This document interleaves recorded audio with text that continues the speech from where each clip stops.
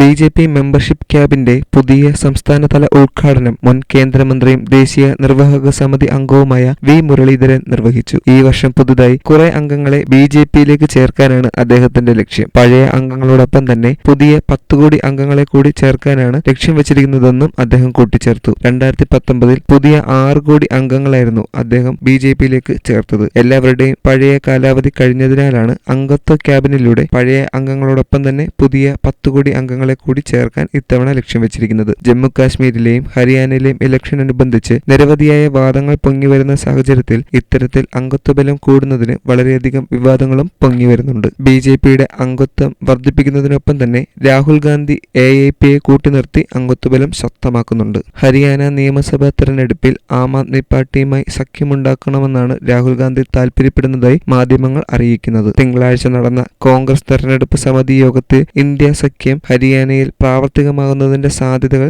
രാഹുൽ ഗാന്ധി വെളിപ്പെടുത്തി. അതിനായി വിദഗ്ധ സമിതിയിൽ നിന്നും അഭിപ്രായങ്ങൾ ആരായുകയും ചെയ്തു. ഇത് സംബന്ധിച്ച് സംസ്ഥാനത്തെ നേതാക്കളുടെ അഭിപ്രായങ്ങളും അദ്ദേഹം ചോദിച്ചറിഞ്ഞു. വോട്ടുകൾ ഭിന്നിച്ചു പോകരുതെന്നും രാഹുൽ ഗാന്ധി യോഗത്തിൽ അഭിപ്രായപ്പെട്ടിരുന്നു. 49 സീറ്റുകളിലെ സ്ഥാനാർത്ഥികളെ സംബന്ധിച്ച് യോഗത്തിൽ ചർച്ച നടന്നു. 34 തീരുമാനമായി. 15 സീറ്റുകളിലെ സ്ഥാനാർത്ഥികളെ പുനഃപരിശോധിക്കാൻ നിർദ്ദേശിച്ചു. 22 സിറ്റിംഗ് MLAമാരും വീണ്ടും മത്സരിക്കും. ബുധനാഴ്ച സമ്പൂർണ്ണ സ്ഥാനാർത്ഥി പട്ടിക പുറത്തുവിട്ടേക്കുമെന്നാണ് മാധ്യമങ്ങൾ അറിയിക്കുന്നത്. ഇക്കഴിഞ്ഞ ലോക്സഭാ തെരഞ്ഞെടുപ്പിൽ സംസ്ഥാനത്തെ 10 സീറ്റുകളിൽ 5 സീറ്റുകൾ വീതം BJPയും കോൺഗ്രസും തുല്യമായി നേടിയിരുന്നു. ഈ തെരഞ്ഞെടുപ്പിൽ ജാട്ട് ദളിത് വോട്ടുകൾ കോൺഗ്രസിന് ലഭിക്കും. BJPക്കെതിരെ പ്രതിഷേധമുയർത്തുന്ന കർഷക BJP ഇതര പാർട്ടികളെ പിന്തുണച്ചിരുന്നു. JJPയും INADയും ദളിത് ആധിപത്യമുള്ള മറ്റു പാർട്ടികളുമായി സഖ്യമുണ്ടാക്കിയ നിയമസഭാ തെരഞ്ഞെടുപ്പിൽ മത്സരിക്കുന്നത്. ഗുരുഗ്രാം, ഫരീദാബാദ്, ഭിവാനി, മഹേന്ദർഗഡ്, കർണാൽ, കുരുക്ഷേത്ര എന്നീ നഗരപ്രദേശങ്ങളോ മറ്റ് പിന്നോക്ക വിഭാഗങ്ങൾക്ക്